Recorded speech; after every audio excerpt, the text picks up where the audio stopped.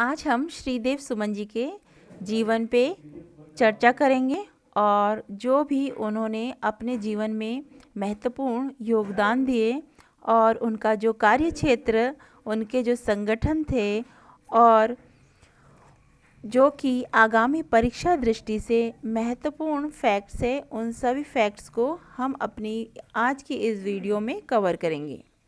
Hello my dear friends, this is Anamika Sharma और आप सुन रहे हैं mybooks.com। तो स्टार्ट करते हैं।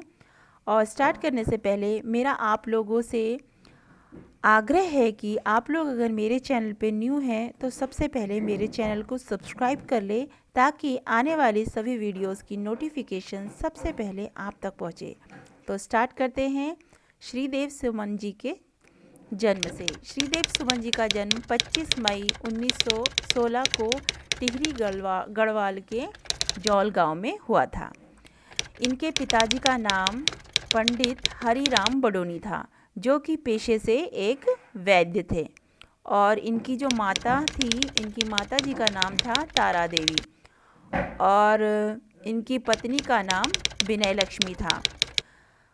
इनकी जो उम्र जब 3 वर्ष की आयु थी मात्र, उसी समय इनके पिताजी का जो है देहांत हो गया था और संपूर्ण जो परिवार की जिम्मेदारी इनकी माता जी जो थी तारा देवी, उन पर आ गया था।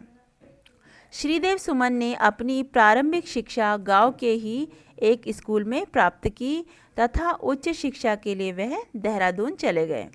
इसी दौरान वे 1930 में नमक सत्याग्रह आंदोलन में कूद पड़े, जिसके परिणाम स्वरूप उन्हें 14 दिन का कारावास हुआ।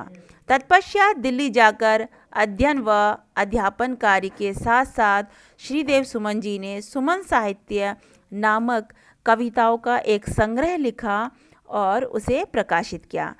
अब बात करते हैं उनके कार्य क्षेत्र के विषय में।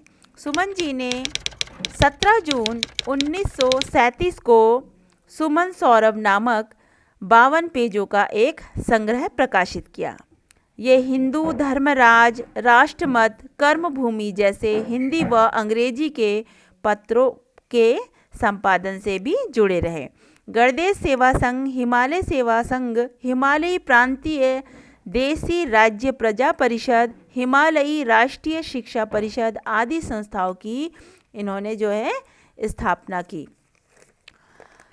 श्रीदेव सुमन जी ने 1939 में सामंती अत्याचारों के विरुद्ध टिहरी राज्य प्रजामंडल की भी स्थापना की, जिसमें श्रीदेव सुमन को उसका अध्यक्ष बनाया गया।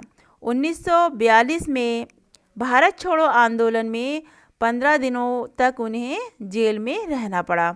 21 फरवरी 1944 को उन पर राजद्रोह का मुकदमा भी चलाया गया।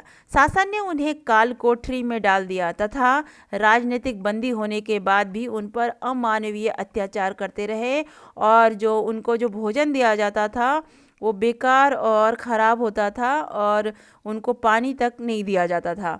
इस प्रकार उन्होंने इसका विरोध किया, परंतु कुछ भी शासन पर प्रभाव नहीं पड़ा।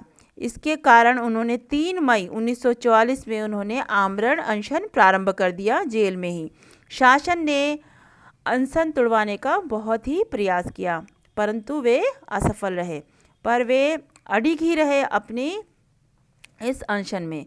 उसके पश्चात 84 दिन बाद 24 जुलाई 1944 को जेल में ही अपना जीवन उन्होंने त्याग दिया। जेल कर्मियों ने रात को ही शव को एक कंबल में लपेटकर भागीरथी और भिलंगना नदी के तट पर फेंक दिया। सुमन जी के बलिदान से टिहरी राज्य में आंदोलन और तेज हो गया, जिसके परिणाम स्वरूप 1 अगस्त 1949 को टिहरी राज्य का जो है भारतीय गणराज्य में विलय हो गया।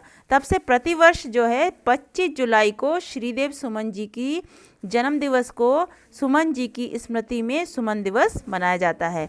अब पुराना टिहरी शहर तो जल और काल कोठरी में टिहरी बांध में डूब गया है, परंतु नई टिहरी की जेल में आज भी वे हथकड़ियाँ और जो बेड़ियाँ थी जिसे सुमन जी को कैद करके रखा गया था, वो सुरक्षित रखी हुई हैं, जिसे अभी भी लोग देखने जाते हैं और अपने श्रद्धा सुमन उस पर अर्पित करते हैं। आज अब बात करते हैं श्रीदेव सुमन जी से रिलेटेड उन फैक्ट्स पे जो कि परीक्षा दृष्टि से अत्यंत महत्वपूर्ण है। श्रीदेव सुमन जी का जन्म 25 मई 1916 को टिहरी के जौलगांव में हुआ। श्रीदेव सुमन के पिताजी का नाम हरिराम बडोनी था। श्रीदेव सुमन ने पृथक राज्य की मांग के लिए दिल्ली में 1938 में गढ़ देश सेवा संघ की स्थापना की। बाद में गढ़ सेवा संघ का नाम हिमालय सेवा संघ कर दिया गया। श्रीदेव सुमन के प्रयासों से 23 जनवरी 1939 को देहरादून में टिहरी राज्य प्रजामंडल की स्थापना हुई। 21 फरवरी 1944 में श्रीदेव सुमन पर राजद्रोह का मुकदमा चला था। तत्पश्चात 3 मई 1944 को श्रीदेव सुमन ने आमरण अनशन शुरू किया और 25 जुलाई 1944 को 84 दिन की भूख हड़ताल के बाद श्रीदेव सुमन जी की मृत्यु हो गई। श्रीदेव सुमन का कथन था, तुम मुझे तोड़ सकते हो, मोड़ नहीं सकते। और इसके साथ ही श्रीदेव सुमन जी से रिलेटेड सारे फैक्ट्सों को हमने कवर करने की पूर्ण कोशिश की है। आप लोग इस वीडियो को अधिक से अधिक सुने और ये वीडियो अगर आप लोगों को पसंद आई है तो लाइक का बटन ज़रूर प्रेस करें और अपने साथियों के साथ इस वीडियो को अधिक से अधिक शेयर करें। मुझे सुनने के लिए धन्यवाद।